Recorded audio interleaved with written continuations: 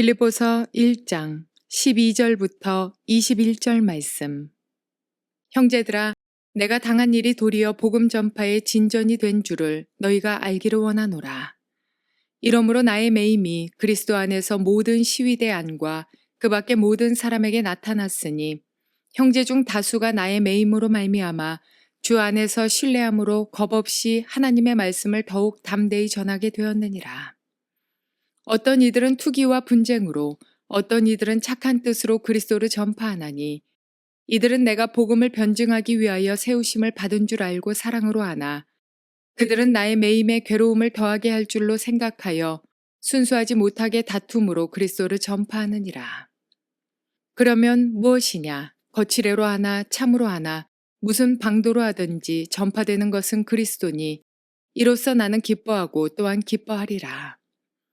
이것이 너희의 간구와 예수 그리스도의 성령의 도우심으로 나를 구원에 이르게 할 줄 아는 고로 나의 간절한 기대와 소망을 따라 아무 일에든지 부끄러워하지 아니하고 지금도 전과 같이 온전히 담대하여 살든지 죽든지 내 몸에서 그리스도가 존귀하게 되게 하려 하나니 이는 내게 사는 것이 그리스도니 죽는 것도 유익함이라. 자, 오늘은 빌립보서 1장 12절부터 21절까지의 말씀을 통해서 하나님의 음성을 들을 수 있기를 바랍니다. 12절부터 21절까지의 말씀에서는 사도 바울이 자기가 감옥에 갇히게 된 사실, 그것이 하나님의 복음을 전파하는 일과 무슨 관계가 있는가 하는 것을 우리에게 말해주고 있습니다. 여기서 참 중요한 깨달음을 주는 것은 무엇인가 하니 사도 바울은 자기의 삶에 일어난 모든 일들을 하나님과의 관계에서 해석을 하고 있다는 것입니다. 여기서 사도 바울과 보통 사람과의 큰 차이점을 볼 수 있는데 그것은 무엇인가 하니 바울은 자기가 감옥에 갇혀 있다는 사실 혹은 하나님의 일을 하다가 어려움을 당했다는 사실 때문에 슬퍼하거나 원망하거나 혹은 조금이라도 마음에 불평하는 것이 없이 오히려 이 감옥에 갇힌 것 때문에 하나님이 하신 일을 지금 이야기하고 있어요. 그리고 이 감옥에 갇힌 자기의 마음이 지금 어떤 상태에 있는지를 이야기해 주고 있습니다. 결론적으로 말씀을 드리면 내가 감옥에 갇힌 것 때문에 하나님의 부르심이 성취되지 못하느냐? 내가 감옥에 갇힌 것 때문에 복음을 전하지 못하게 되었느냐? 사단이 내 일을 방해했느냐? 하나님이 나를 버리셨느냐? 그게 아니다. 오히려 감옥에 갇힘으로 말미암아 더 복음을 증거할 수 있는 길이 열려졌다. 이 한 가지를 말하고 있고 두 번째는 내가 지금 감옥에 갇힌 것 때문에 슬퍼하는 줄 아느냐? 내 삶이 실패했다고 생각하는 줄 아느냐? 그렇지 않다. 나는 내 마음의 중심이 감옥에 갇혀서 죽더라도 복음만 증거될 수 있다면 나는 기쁘다. 나는 그런 마음에 준비가 되어 있다. 하면서 자기의 마음을 지금 감옥에 갇혀 있는 자기 자신의 심령을 담대하게 지금 이야기를 하고 있는 거예요. 야, 이것이 바로 진짜 하나님의 사역자의 모습이라고 저는 생각합니다. 자, 그러니까 자기가 감옥에 갇힌 것 자체를 부끄러워해서는 안 된다. 너희들은. 왜냐하면 내가 지금 감옥에 갇힌 이 일이 복음을 위해서 더 좋은 일이 되어졌기 때문이다. 왜냐하면 내가 감옥에 갇힘으로 말미암아 바로 황제의 시위대 안에서 일하는 사람들, 그 사람들이 복음을 듣게 되었지 않느냐. 자, 그 부분에 대해서 한번 생각해 볼까요? 12절, 13절을 지금 이야기하는 거예요. 그 당시에 황제는 자기를 지키기 위하여 약 1만 명 이상의 군인들을 데리고 있었다고 합니다. 시위대예요. 우리말로 하면 경호원들이죠. 수도 경비사령부죠. 그 1만 명이 황제의 몸 하나를 지키는데 그러니 이 사람들은 황제의 신임을 받은 사람들 아니겠어요? 그 가운데에서 장군들이 나왔을 것이고 황제가 신임하기 때문에 높은 자리로 올라가는 사람이 전부 여기서 나오지 않았겠습니까? 그러니까 얼마나 유명한 사람들입니까? 아마 우리 같은 사람들 죽었다 깨어나도 그런 사람들 만나지도 못할지 모릅니다. 그런데 이 사도 바울이 복음 때문에 황제에게 상소를 했지 않습니까? 내가 황제에게 가서 이야기를 하겠다. 가이사에게 가리라 했기 때문에 이 황제의 감옥에 갇힌 그 일 때문에 시위대 사람들과 만날 수 있는 기회가 생겼다는 거예요. 그것도 이 시위대 사람들이 24시간 바울을 감시해야 됐습니다. 그러니까 그냥 피할 수가 없는 거예요, 시위대 사람들이. 바울은 그 사실 때문에 지금 너희들이 보통 때 같으면 부탁을 해도 시위대에 들어가지도 못하고 만나지도 못할 사람들을 나는 매일 만나고 있다는 겁니다. 그래서 복음을 전가할 수 있게 되었다. 자, 그러니까 내가 감옥에 갇히게 된 것, 내가 지금 황제의 그 감옥에 갇혀서 있는 것이 이게 나에게 재앙이냐? 나의 삶의 실패냐? 혹은 복음의 실패냐? 전혀 그렇지 않다는 것입니다. 자, 그러니까 여기서 한 하나님의 사역자의 관점, 눈을 보는 것입니다. 이것 얼마나 중요한지 모릅니다.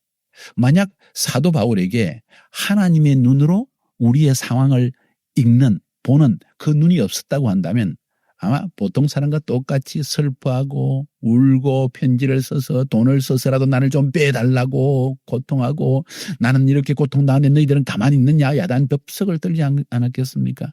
그런데 바울은 그러지 않았다는 거예요. 오히려 하나님의 눈으로 자기의 상황을 볼 수 있는, 자기 삶에 일어나는 일들을 하나님의 눈으로 볼 수 있는, 읽을 수 있는 그런 해석 능력을 가졌다. 영적 해석 능력. 자, 이렇게 우리의 상황을 읽을 수 있는 영적 해석 능력, 이것이 우리를 기쁘게 하기도 하고 슬프게 하기도 합니다. 감사하게 하기도 하고 불평하게 하기도 합니다. 이 보세요. 사도 바울이 빌립보서를 통해서 이 기쁨과 감사의 이야기를 많이 하고 있지 않습니까? 어떻게 그럴 수가 있습니까? 감옥 안에서. 왜냐하면 그의 눈이 하나님의 눈을 가졌기 때문입니다. 저는 인생을 살아오면서 이 점이 너무너무 중요하다고 생각합니다. 수많은 사람들이 이런 눈이 없기 때문에 지금 현재 나에게 고통스럽고 내 가정에서 내 삶에서 일어나는 어려움들을 보고 근심하고 눈물 흘리고 짜증내고 사람을 원망하고 너 때문에 그렇다 너 때문에 그렇다 말하지만은 사실은 하나님께서 모든 것을 컨트롤하시면서 우리에게 주신 그 부르심을 성취할 수 있는 길로 우리의 삶을 인도하신다는 것을 여러분이 분명히 깨달아야 됩니다.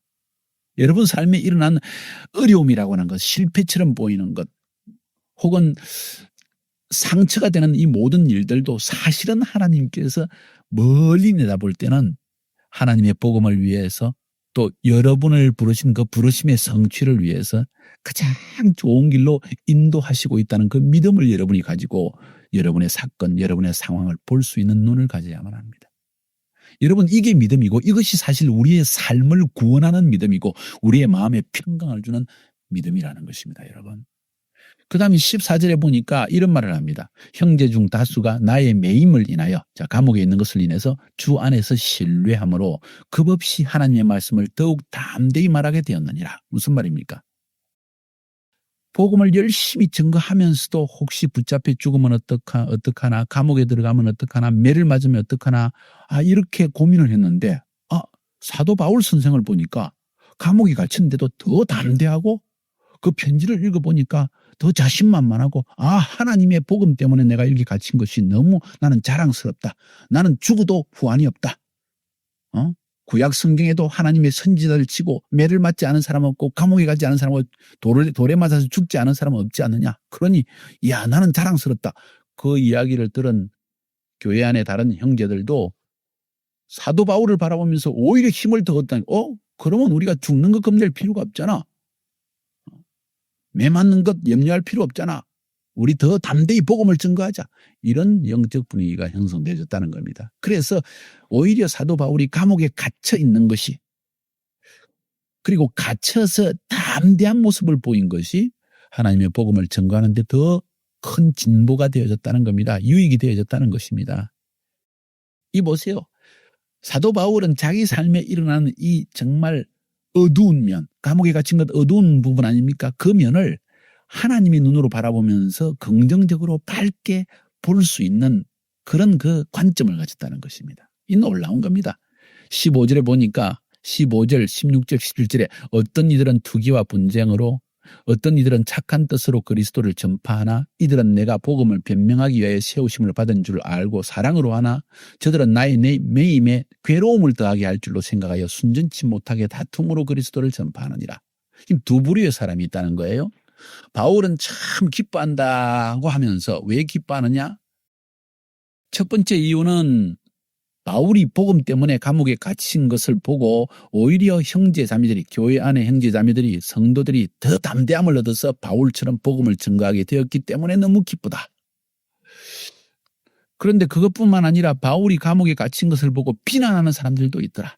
저 바울 봐라. 지 혼자서 복음 증거한다고 하더니 까불어 샀더니 뭐 지가 무슨 사도라고 뭐 이러더니 저 봐라 어려움을 당하지 않느냐. 다른 사람들이 묻습니다. 바울이 누굽니까?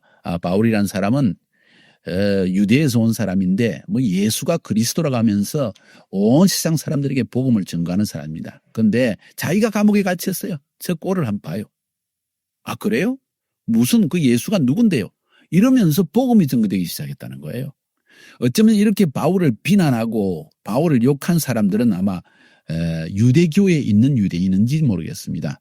왜냐하면 그들은 예수가 메시아다, 그리스도다 하는 것을 싫어했지 않겠습니까? 그래서 바울이 바로 그 예수가 너희들이 기다리는 수천 년을 기다렸던 메시아, 즉 그리스도다, 구원자다 하고 전파했을 때 그 소리를 듣자마자 아마 바울을 돌로 치고 싶은 그런 충동을 느꼈을 것입니다. 마치 스데반을 돌로 쳐 죽인 그 예루살렘의 유대인들처럼 말입니다.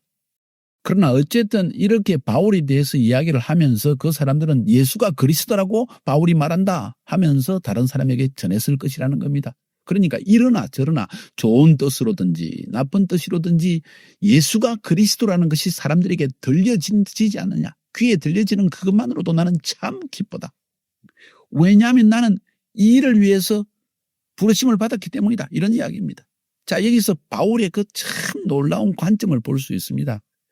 사람들이 자기에 대해서 뭐라고 말하든지 비록 바울이 원하는 방향으로 복음이 전거되지 않는다 할지라도 사람들에게 이 예수는 그리스도라는 복음이 전파되는 그것만으로 기뻐하는 그 순수한 심령을 볼 수 있다는 겁니다. 그래서 18절에 이야기하는 겁니다. 그러면 무엇이뇨? 외모로 하나 참으로 하나 무슨 방도로 하든지 전파되는 것은 그리스도니 이로써 내가 기뻐하고 또 기뻐하리라. 자, 이 바울의 심령을 볼 수 있지 않습니까? 내가 기뻐하는 것은 뭐냐? 내가 원하는 것은 뭐냐? 내가 보기를 사모하는 것이 뭔 줄 아느냐? 그것은 예수가 그리스도라는 이 복음이 증거되는 것만 보면 나는 기쁘다. 그런 이야기를 지금 바울이 하고 있는 겁니다. 여기서 바울의 인생관, 바울의 삶의 목적, 그걸 알 수 있는 겁니다. 나는 오직 복음 전파를 위해서 산다.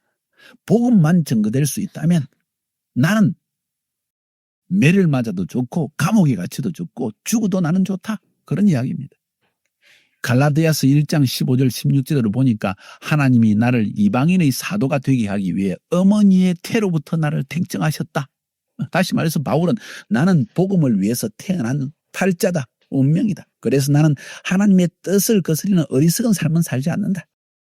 만약에 이 복음을 증거하지 않으면 오히려 나에게 화가 재앙이 미칠 것을 내가 알고 있기 때문이다. 이 바울의 그 심령을 지금 보이죠. 나는 복음 전파만을 위해 산다. 이러나 저러나 복음만 전파될 수 있다면 나는 행복하다. 그런 이야기입니다.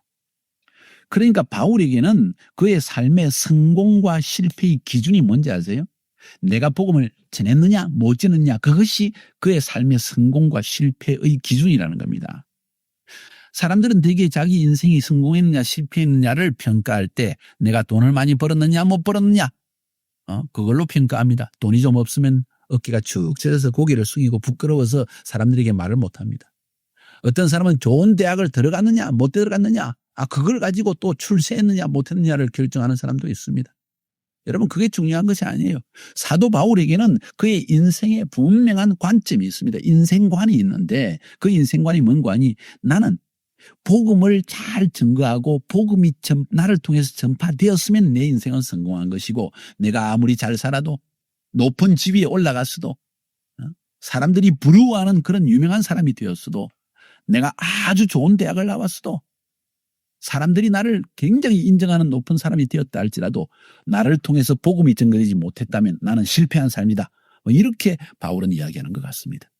그래서 20절에서도 살든지 죽든지 내 몸에서 그리스도가 존귀히 되게 하려 하나니 나는 죽든지 살든지 복음만 전거되면 좋겠다. 이런 이야기입니다. 자, 이런 인생관을 가진 바울이었기 때문에 그의 생에 이 한 사람 바울을 통해서 놀라운 선교의 역사가 일어난 거예요. 지금의 터키 땅 전체, 그리스 땅, 그리고 그를 통해서 나중에는 스페인까지 갔다고 그러죠. 전설에. 그리고 유럽 전체까지 복음을 전개될 수 있었고 나중에는 결국 로마 제국 전체가 기독교국가로 바뀔 수 있었던 것은 이 사도 바울 때문에 그런 거예요. 이 한 사람의 그 마음에 있는 복음만을 위해 살리라. 복음만 증거되어진다면 나는 사나 죽으나 관심이 없다. 괜찮다 하는 이런 그 헌신적이고 결단적인 마음 때문에 그리스도의 복음은 전파된 것입니다. 자, 정말 오늘날 교회 안에 얼마나 수많은 사람들이 있습니까? 오늘 얼마나 수많은 선교사님들이 있습니까? 주의 일을 하겠다고 하는 얼마나 많은 사람들이 있습니까? 크리스찬의 가정에 얼마나 많은 자녀들이 있습니까? 그 가운데 정말 이 복음만을 위해 살겠다는 그런 자녀, 복음만을 위해 살겠다는 그러한 사역자들이 이 바울과 같은 사역자가 몇 명만 나온다면 정말 우리가 사역하는 그 나라, 그 민족에 엄청난 변화가 일어날 것이라는 것을 우리는 알 수가 있습니다. 그래서 바울은 19절, 20절, 21절 보세요. 이것이 너희 강구와 예수 그리스도의 성령의 도우심으로 내 구원에 이르게 할 줄을 아는 거로. 자, 무슨 이야기를 하고 있는 거 아니? 사도 바울이 이렇게 말하는 것 같아요. 제가 느낄 때는.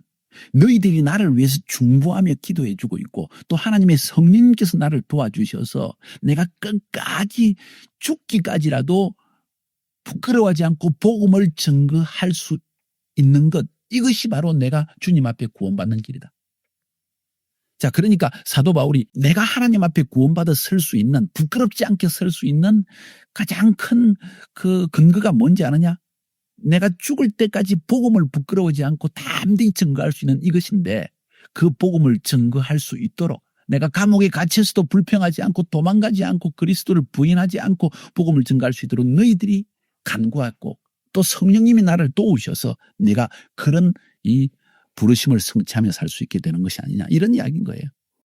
그러니 나는 죽음도 두렵지 않다는 것입니다. 하나님의 복음 전파만 이루어질 수 있다면 나를 통해서 그리스도의 복음만 증거될 수 있다면 난 두려운 것이 아무것도 없다. 나를 통해서 예수 그리스도만이 높임받을 수 있다면 바울이라는 사람이 어떻게 되어도 상관없다. 그런 이야기를 지금 하고 있는 겁니다. 나의 간절한 기대와 소망을 따라 아무 일이든지 부끄럽지 아니하고 오직 전과 같이 이제도 온전히 담대하여 살든지 죽든지 내 몸에서 그리스도가 종이게 되어야 하느니 이는 내게 사는 것이 그리스도니 죽는 것도 유익함이니라. 저는 여기 이 본문을 읽으면서 사도 바울의 그 심령 속에 이걸 그리는 열정, 아무도 빼앗아갈 수 없고 아무도 꺾을 수 없는, 죽음도 바꿀 수 없는 그 바울의 복음을 전하고자 하는 열정을 읽을 수 있는 것 같습니다. 만약 오늘날 교회 안에 이런 열정을 가진 사람 몇 사람만 있다 할지라도 아마 그 도시 안에 엄청난 부흥의 역사가 일어나지 않겠는가. 수많은 사람들이 그리스도의 복음을 듣고 그 도시 안에 새로운 부흥의 역사가 일어나지 않겠는가. 저는 그렇게 느껴집니다. 여기서는 바울의 지혜에 대해서 말하는 것이 아니고 바울의 열정에 대해서 이야기하는 거예요. 복음 전도의 방법에 대해서 이야기하는 것이 아니고 복음 전도의 열정을 지금 이야기하는 거예요.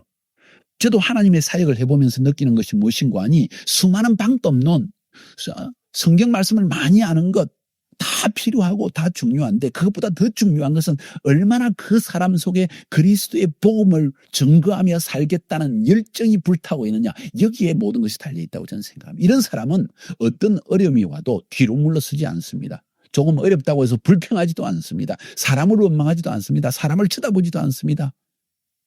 그 개인의 삶에 자기에게 무슨 일이 일어나든지 사람들이 그를 이해해 주든지 이해해 주지 않든지 그 심령 속에는 오직 그리스도의 복음만 전파되어진다면 나는 세례 요한처럼 낮아져도 좋다. 예수님만 높임받을 수 있다면 나는 낮아져도 좋다 하는 이러한 마음의 중심을 가지게 되는 것입니다. 자, 저는 이 본문을 읽으면서 이야 놀랍다. 오늘날 이런 사람이 필요하다. 나에게도 이런 다시 열정을 다시 불태울 필요가 있다. 어떻습니까 여러분? 우리 이런 사람을 한번 살아보지 않겠습니까? 그렇게 보면 하나님의 복음이라는 것은 놀랍습니다. 도대체 예수 그리스도의 복음이 무엇이길래 사람을 이렇게 담대하게 하는 것입니까? 확신 있게 하는 것입니까? 열정 있게 하는 것입니까? 왜냐하면 복음 자체가 가진 능력 때문입니다. 그 복음이 들어가서 그 심령 가운데 죄사함을 가져올 뿐만 아니라 치유를 가져오고 치유를 가져올 뿐만 아니라 인생의 정확한 삶의 목적이 무엇인지를 던져주기 때문입니다. 그래서 엄밀히 말하면 그리스도의 복음은 절대로 방해받을 수가 없습니다. 아무도 복음 전파하는 것을 가로막을 자는 있을 수가 없습니다. 가만히 보세요. 사도 바울은 3차 선도 여행을 마치고 돌아와서 예루살렘을 방문했다가 결국은 붙잡혀서 가이사라로 갔다가 다시 예루살렘으로 왔다가 이러면서 2년이라는 세월을 감옥에 갇혀 있습니다. 얼마나 답답했을까요? 그때 복음 전파가 가능했습니까? 못했겠죠. 그러나 그 기간에 아그리빠 왕에게도 복음을 전하고 헤롯대 왕에게도 복음을 전하고 천부장에게도 복음을 전하고 오히려 높은 사람에게 있는 사람에게 복음을 전할 수 있는 기회가 생겼습니다. 거기다가 배를 타고 로마로 가는 길에 로마 백부장과 함께 호위를 받고 배를 타고 로마로 가는 길에 배가 파손해서 몇 달을 섬에서 보내야 되지 않았습니까? 그렇다고 해서 복음 전파가 중단되었습니까? 아니요. 천만에요. 그 섬에 있는 추장이 열병에 걸렸다가 바울 때문에 이 질병이 낫는 역사가 일어나가지고 그곳에도 복음을 전했습니다. 또다시 로마에 도착했을 때 로마에서 연금을 당하여서 2, 3년의 세월을 보냈습니다. 얼마나 답답하고 괴로웠겠습니까? 그렇다고 해서 하나님의 복음 사역이 끝났습니까? 바울이 황제의 시위대에 갇혀있는 이 2, 3년의 기간 동안에 그는 황제에게 가장 높은 지위, 로마 제국의 가장 높은 지위에 있는 사람들에게 복음을 전할 수 있었지 않았습니까? 그러니까 복음 전파를 가로막을 길은 세상에 없다는 것입니다. 또 다른 면에서 살펴보면 사도 바울은 하나님의 부르심을 받은 자는 어디에 가든지 항상 복음 전파의 길을 발견한다는 것입니다. 이 세상에서 하나님의 복음 전도를 막을 수 있는 어떤 것도 없다는 것입니다. 예루살렘 감옥에 있을 때도 가이사라로 끌려갈 때에도 혹은 배가 파손되어서 섬에 갇혔을 때에도 또 로마에서 2, 3년 동안 연금을 당하고 있을 때에도 그리스도의 복음은 사도 바울이 존재하는 한은 하나님의 부르심을 받고 헌신된 한 명의 복음 사역자가 있는 한은 그리스도의 복음은 절대로 중단되지 않았다는 것입니다. 그래서 사도 바울은 디모데 후서 2장 9절에서도 복음을 인하여 내가 죄인과 같이 매이는 데까지 고난을 받았으나 하나님의 말씀은 매이지 아니하였다. 이렇게 말하고 있는 거예요. 놀랍지 않습니까? 자, 12절부터 21절까지 해서 하나님께서 우리에게 주는 계시의 음성이 무엇입니까? 저는 여기에서 바울이 자기의 인생에 닥치는 사건을 보는 영적인 눈을 배워야 된다고 저는 생각합니다. 하나님이 우리에게 주신 그 복음 안에서 하나님이 나에게 어떤 분인지를 보는 그 눈, 이거 굉장히 중요한 것 같습니다. 이 눈이 바로 잡혀 있으면 여러분 삶에 어떤 일이 일어나도 불평하지 않을 것입니다. 하나님은 전능하시고 절대 주권적으로 내 삶의 사랑을 가지고 계시며 모든 것을 합력하여 나의 삶의 선을 이루시는 하나님이시다. 그리고 나를 통해서 반드시 하나님이 부르신 그 부르심을 성취하신다는 이 믿음, 이 영적인 눈, 이런 관점, 이것이 우리의 매일매일의 삶을 평강 가운데, 자유함 가운데, 확신 가운데 구원하는 것이라고 저는 생각합니다. 두 번째로 오늘 본문에서 느낄 수 있는 또 중요한 점이 무엇입니까? 복음 전도를 위해서 부름받은 한 사역자의 열정. 참 이것이 중요하다는 걸 느끼게 됩니다. 오늘 본문에 있는 이 사도 바울이라는 한 사람이 신약성경의 대부분의 편지를 썼지 않습니까? 이 한 사람의 복음 전도를 말미암아 결국 200여 년이 지나갔을 때 로마 제국 전체가 기독교의 국가로 변화되지 않습니까? 바울의 시대에 바로 네로 황제가 기독교인을 엄청 핍박할 때도 네로 황제의 삼촌과 그 친척들 중에 벌써 믿는 사람이 나타나기 시작했고, 그 후에 몇십 년이 지나서 도미티아누스 황제 때에는 그 어머니와 그 딸들, 그리고 도미티아누스의 오른팔과 같은 클레멘트 같은 이런 사람들도 예수를 영접함으로 말미암아 기독교 핍박이 가장 중한 때에도 로마 제국의 고위 관리층 가운데 예수를 믿는 사람이 일어났다는 겁니다. 그리고 약 200년이 더 지나갔을 때 결국 콘스탄티누스 황제 때 기독교가 이 로마 제국의 공식적인 종교로 인정되어지는 이런 역사가 나타났다는 겁니다. 한 사람, 사도 바울과 같은 사람이 헌신되어졌을 때 그의 복음에 대한 열정, 죽음 앞에서도 굴하지 않는 이 열정 때문에 결국 그리스도의 복음은 전파되었던 것입니다. 다시 말해서 복음은 이처럼 강한 것이고 그 복음을 경험한, 체험한 사역자도 이처럼 강하다는 것을 볼 수 있습니다. 그 사람은 사람을 원망하지 않습니다. 모든 상황 속에서 그 삶에 일어나는 모든 사건을 통해서 하나님을 보는 것입니다. 바로 이런 관점, 이런 영적인 그 성숙 때문에 사도 바울은 로마의 감옥에 갇혀 있으면서도 또 빌립보에서 복음을 전가할 때 감옥에 갇히고 매를 맞는 어려움 가운데서도 기뻐할 수 있는 거예요. 기뻐하라. 항상 기뻐하라. 내가 이 말을 너희에게 하는 것이 수고롭지가 않다. 이런 표현을 하고 있는 것입니다. 저는 이런 놀라운 열정과 확신이 여러분의 심령 가운데서도 불타오르기를 주의 이름으로 축복합니다.